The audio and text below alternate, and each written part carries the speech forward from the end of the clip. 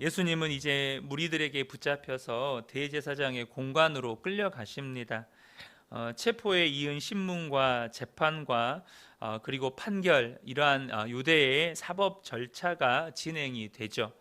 하지만 이 모든 과정은 불법으로 점철되어 있었습니다.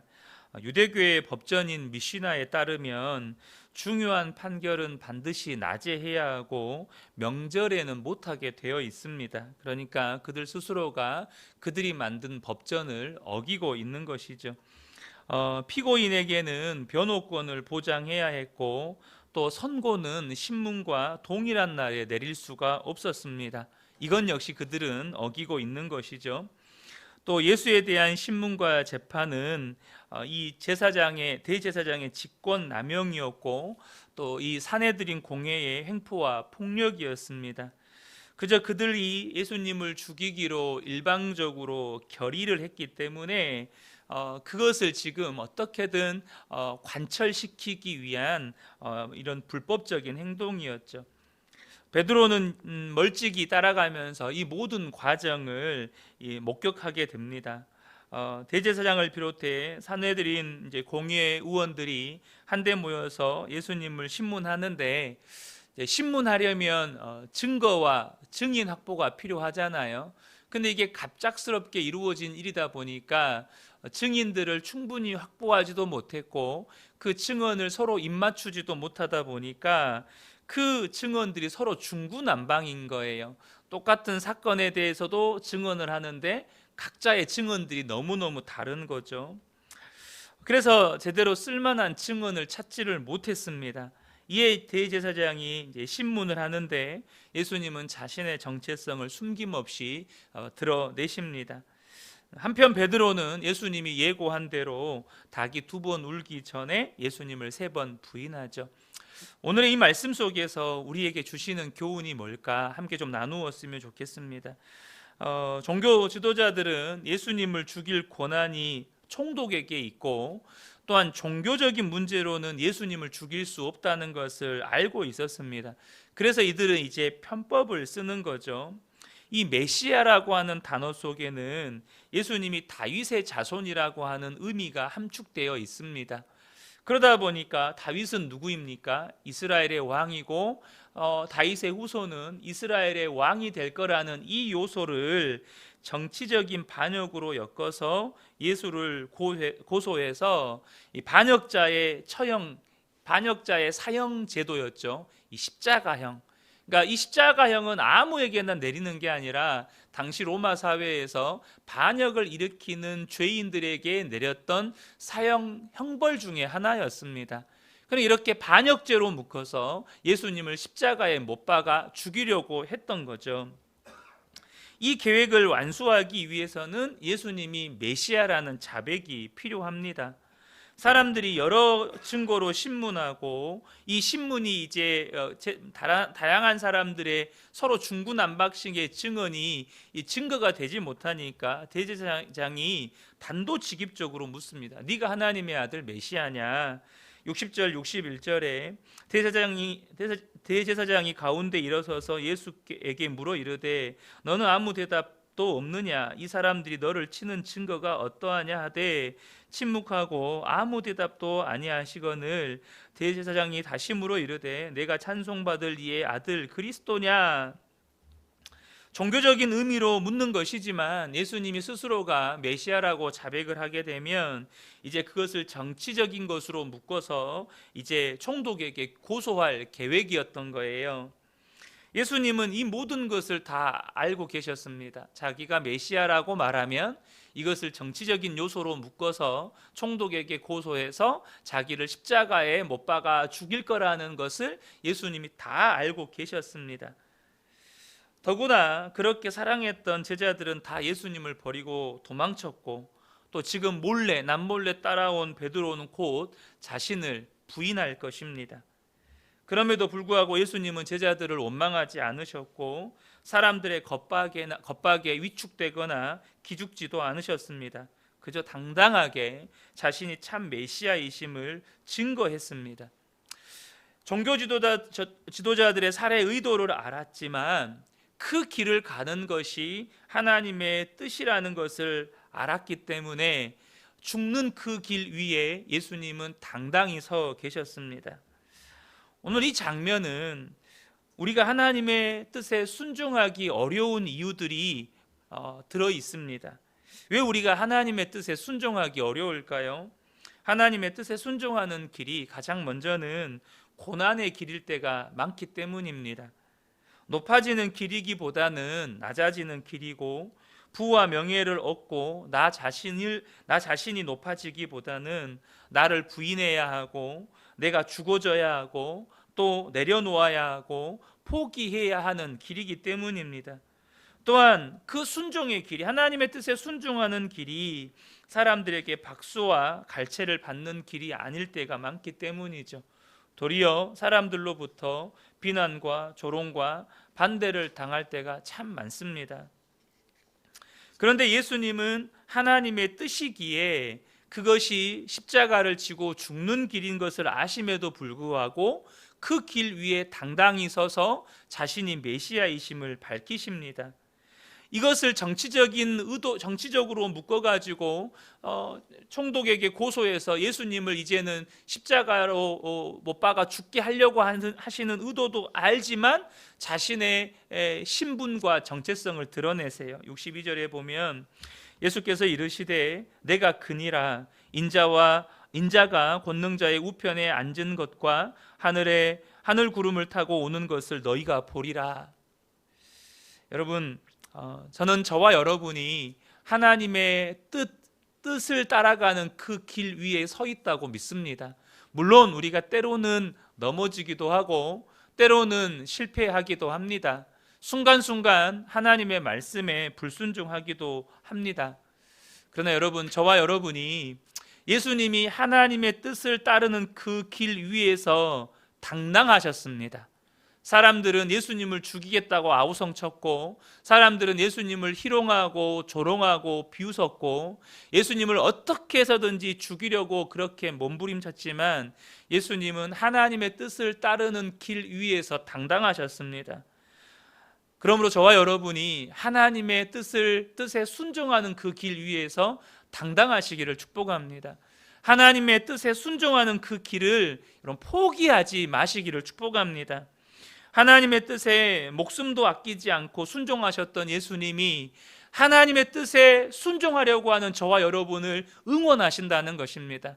세상 사람들은 비웃을 수 있어요. 왜냐하면 그 길은 높아지는 길이 아니기 때문입니다. 나를 부인하고 내 십자가를 지고 오히려 죽는 길입니다. 나를 부인해야 되는 길이고 내 옛 자아가 죽어야 하는 길이고, 그래서 사람들이 박수 쳐주지 않는 하나님의 뜻을 이루는 그 길입니다. 그런데 그 길 위를 예수님도 당당히 걸어가셨고, 그 길 위에 당당히 걸어가신 예수님이 지금 저와 여러분을 응원하고 계시고, 그 길 끝에서 두 팔 벌려서 저와 여러분을 맞이하려고 기다리고 계시다는 것입니다. 스데반은 그 예수님을 보았습니다. 그 길이 죽는 길인 줄 알았지만 하나님 보좌 우편에 서서 벌떡 일어서서 자신을 응원하시고 격려하시고 그렇게 자신을 사랑의 눈으로 바라보시는 예수님의 얼굴을 보았습니다. 저와 여러분이 정말 그렇게 환상처럼 그런 예수님을 볼 수는 없을지라도 저와 여러분이 예수님이 기뻐하시는 하나님의 뜻을 따르는 길 위에 서 있다면 그 길 끝에는 반드시 우리 예수님이 두 팔 벌려서 저와 여러분을 지금 맞아주시려고 준비하고 계시다는 것입니다. 이것을 꼭 기억하셨으면 좋겠습니다. 그런데 오늘 본문에 보면 실패한 베드로의 모습이 나옵니다. 베드로는 분명히 예수님을 끝까지 따르려고 했습니다. 예수님을 배신하려고 하지 않았어요. 처음부터 배신할 의도가 없었습니다. 예수님을 끝까지 따라가려고, 어찌든 따라가려고 이렇게 따라갔어요. 자신이 예수님께 호언장담한 일도 있고 실제로 예수님을 사랑했어요. 베드로는 정말 예수님을 사랑했습니다. 그래서 그 자리까지 따라간 거예요. 그러나 두려움에 눈과 마음이 어두워져 버렸다는 것입니다. 종교 지도자들의 신문이 아니에요. 근데 그 작은, 정말로 어떻게 보면 어떤 힘도 없는 작은 계집종의 그 말에 두려움에 붙잡혀 버립니다. 거기에서 예수를 부인해 버립니다. 그런데 거기에 더해서 귀도 막혀 버려요. 닭이 2번 울기 전이라고 예수님이 말씀하셨어요. 닭이 1번 울었습니다. 그러니까 예수님이 닭이 2번 울기 전에 네가 나를 3번 부인할 것이다 라고 말씀하셨는데 닭이 1번 꼭 끼어 울면서 사인을 보내준 거예요.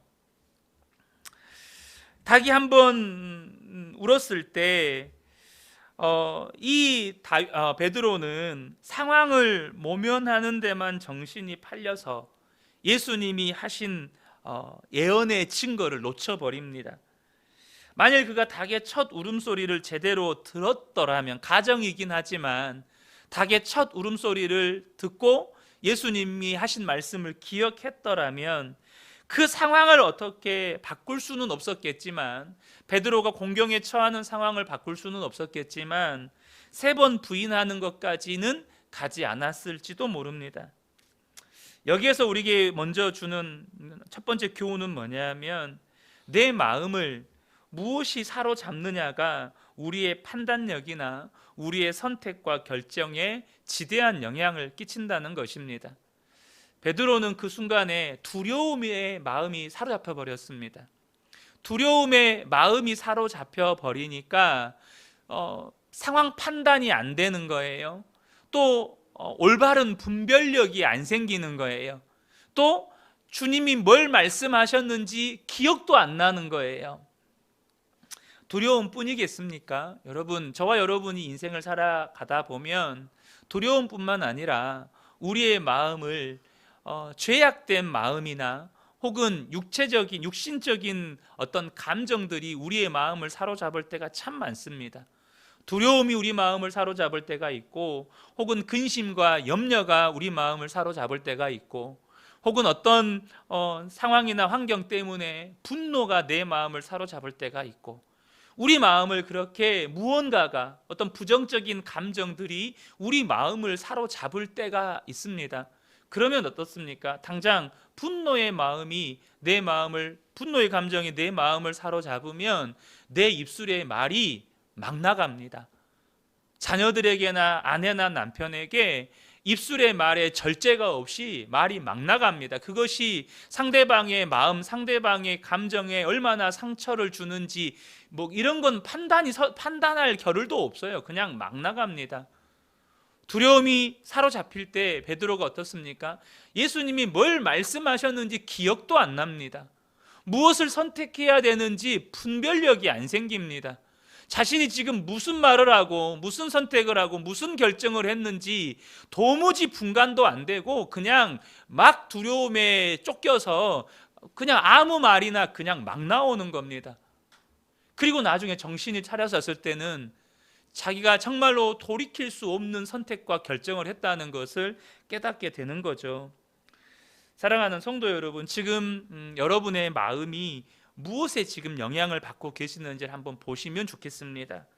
저는 우리 성도님들의 마음이 늘 그리스도의 평강과 기쁨이 주장하게 되시기를 축복합니다. 빌립보서 4장 6절과 7절을 보면 아무것도 염려하지 말고 다만 모든 일에 기도와 간구로 너희 구할 것을 감사함으로 아뢰라. 그리하면 모든 지각에 뛰어난 하나님의 평강이 그리스도 예수 안에서 너희 마음과 생각을 지키시리라. 이 말씀이 우리에게 가르쳐주는 중요한 진리가 있습니다. 여러분, 저와 여러분의 마음 가운데 두려움이 찾아오고 염려가 찾아올 수 있습니다.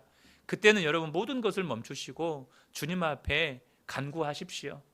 주님 앞에 다른 거 하지 마시고, 주님, 지금 제 마음을 두려움이 사로잡습니다. 주님, 제 마음을 막 분노가 사로잡으려고 합니다. 주님, 제 마음을 염려와 근심이 사로잡으려고 합니다. 주님, 도와주십시오. 어렵게 복잡하게 기도할 거 없습니다. 그냥 두려움이 사로잡으려고 하면, 분노나 혹은 근심이나 염려가 사로잡으려고 하면 무엇을 말하기 전에, 무엇을 행동하기 전에, 무엇을 선택하기 전에 그냥 멈추어 서서 하나님 앞에 도우심을 구하라는 겁니다. 하나님, 내 마음이 두려움이 아니라 주님의 평강에 사로잡게 도와주십시오. 여러분, 너무 복잡하게 가지 마시고, 복잡하게 기도하지 마시고 그 순간 멈추고 하나님의 도우심을 구하라는 것입니다. 그러나 오늘 본문의 베드로는 실패했고 닭이 두 번 울었을 때 그 두 번의 울음을 들었을 때는 자신이 예수님을 부인했다는 것을 깨닫게 됩니다. 71절과 72절에 보면 그러나 베드로가 저주하여 맹세하되 나는 너희가 말하는 이 사람을 알지 못하노라 하니 닭이 곧 두 번째 울더라. 이에 베드로가 예수께서 자기에게 하신 말씀 곧 닭이 두 번 울기 전에 네가 세 번 나를 부인하리라 하심이 기억되어 그 일을 생각하고 울었더라. 베드로가 이 예수님께서 네가 나를 부인할 것이다 라는 이 예언의 말씀이 이루어졌다는 것을 닭이 두 번 울고 나서 그 닭의 울음소리를 듣고 나서 깨닫게 됩니다. 그런데 여기서 베드로의 실수가 하나 있습니다. 그건 뭐냐면 기억하긴 기억했는데 실패한 것도 실수한 거지만 그가 더 실수한 게 있어요. 그게 뭐냐면 베드로가 닭이 두 번 울었을 때 예수님이 자기를 부인할 거라는 그 예언의 말씀을 하신 것을 기억했습니다. 그런데 베드로의 실수가 뭐냐면 예수님은 그것만 예언하지 않으셨다는 거예요. 예수님은 베드로가 예수님을 부인할 거라는 말씀만 예언하지 않으셨어요. 그럼 무슨 말씀도 예언하셨습니까? 부활하셔서 갈릴리에 먼저 가서 기다리고 계시겠다는 말씀도 예언하셨다는 거예요. 베드로의 실수가 여기에 있습니다. 예수님께서 자기에게 하신 말씀을 온전히 기억하지 못했다는 거예요. 바로 몇 시간 전에 예수님께서 베드로에게 제자들에게 예언하셨어요. 너희들이 나를 다 버려두고 떠날 것이다. 베드로 너는 특별히 나를 닭이 두 번 울기 전에 세 번 부인할 것이다. 그러나 내가 부활한 후에는 갈릴리에서 너희를 만날 것이다. 이 예언을 하셨는데 앞에 말씀은 그 닭이 두 번 울고 처참한 상태에서 기억을 했는데 예수님이 부활하셔서 그들을 갈릴리에 가셔서 기다릴 거라는 말씀을 기억하지 못했다는 거예요. 아마 분명히 베드로는 갈릴리에 가서 예수님을 만난 후에 비로소 예수님께서 그 말씀을 하셨던 것이 제자들을 얼마나 사랑하신 것이었는지를 깨닫는 말씀이었을 거예요. 예수님이, 나의 선생님이 나를 이렇게 사랑하셔서 그때 부활하셔서 갈릴리에 가셔서 만나실 것이라고 예언하셨구나 라는 걸 갈릴리 호수에서 우리 요한복음 21장의 그 사건을 경험하고 나서 주님이 날 사랑하셔서 이렇게 말씀하셨던 것이고 그 갈릴리 현장에서 주님이 나를 이렇게 사랑하시는구나 라는 걸 경험하게 되는 거예요. 여기서 우리에게 중요한 것을 가르쳐 줍니다. 여러분, 우리가 실패해서 회복하는 유일한 길은 하나님의 사랑을 경험하는 것입니다. 우리는 주일에 그 말씀에 대해서 깊이 나눴습니다. 우리가 실패할 수 있습니다. 실수할 수 있습니다. 넘어질 수 있어요. 그런데 그 실패와 실수가 너무나도 치명적일 때는 도무지 일어서기가 사실 힘이 듭니다. 일어서기가 불가능해 보입니다. 그런데 너무나도 치명적인 실수와 실패를 했던 베드로가 하나님의 사랑, 예수님의 사랑을 경험했을 때 다시 일어섰고 위대한 사도의 삶을 살게 되었습니다. 그런데 여러분, 중요한 게 있어요. 그 하나님의 사랑을 우리가 어디에서 경험하느냐는 거예요. 그 하나님의 사랑을 여러분, 베드로가 꼭 그 갈릴리 호숫가에 가서 부활하신 예수님을 만나야만, 그곳에서만 베드로가 예수님의 사랑을 경험할 수 있었을까요? 절대 그렇지 않습니다. 예수님은 우리를 사랑한다는 것을 어느 특별한 장소에서 특별한 사건을 통해서만 우리에게 나타내시는 분이 아니에요. 그러면 어디에서 예수님은 제자들을 사랑하신다고 그렇게 나타내셨을까요? 바로 그 예수님의 예언의 말씀이었습니다. 내가 부활하면 너희들을 갈릴리에 먼저 가서 기다리고 있을 거야. 거기에서 너희들을 꼭 만날 거야. 사랑하는 성도 여러분, 하나님의 사랑을 특별한 사건을 통해서만 경험하시려고 하시면 안 됩니다. 베드로는 그 예수님의 말씀을 떠올려야 했습니다. 예수님이 나에게 뭐라고 말씀하셨는지를 떠올려야 했어요. 내가 부활하면 너를 갈릴리에 가서 반드시 기다리고 있을 것이다. 반드시 너를 만나줄 것이다. 왜 이 말씀을 했겠어요? 베드로가 실패할 것도 알고 그가 정말로 깊은 좌절과 절망에 빠질 것도 알고, 근데 너 그때 꼭 기억해야 돼. 내가 부활하면 갈릴리에 가서 너를 반드시 만날 거야. 그걸 기억했어야만 했어요. 근데 베드로가 또 제자들이요 전혀 기억하지 못해요. 나중에 부활하신 예수님을 만난 그 여인들이 와가지고 그 소식 알려주니까 그때서야 기억을 해요. 그때서야 예수님이 무슨 말씀을 하셨는지를 기억하는 겁니다. 얼마나 안타깝습니까? 여러분, 이런 면에서 우리가 믿음의 중요한 특징이 하나가 있어요. 그게 뭡니까? 기억하는 것입니다. 하나님이 내게 무슨 말씀을 하셨는지, 하나님이 내게 무슨 은혜를 베푸셨는지를 기억하는 거예요. 여러분, 기억하셔야 합니다. 저와 여러분에게 예수님께서 무슨 말씀을 하셨는지, 이전에 과거에 이미 예수님께서 어떤 사랑과 은혜를 베풀어 주셨었는지 여러분 꼭 기억하셔야 합니다. 그래, 주님이 그 은혜를 내게 베푸셨으니 오늘도 나에게 여전히 그 한결같은 은혜와 사랑으로 나를 이끄시겠구나, 나를 붙드시겠구나, 나를 인도하시겠구나. 새로운 사건을 여러분, 물론 하나님께서 우리의 삶에 앞으로 어떤 은혜를 베푸실지 우리는 알 수 없지만 이미 베푸신 은혜가 너무나도 크다는 것입니다. 이미 베푸신 은혜가 너무나도 귀하다는 것입니다. 베드로는 그것을 기억해야 했습니다. 그러므로 저와 여러분, 이미 하나님께서, 우리 예수님께서 저와 여러분에게 베푸신 그 놀라운 은혜와 사랑을, 또 우리에게 주신 그 말씀을 기억하시기를 바랍니다. 그 말씀 붙잡고 그 은혜 붙잡고 오늘도 그 예수님과 함께 살아가는 복된 우리 모든 성도님 되시기를 예수님의 이름으로 축복합니다. 아멘.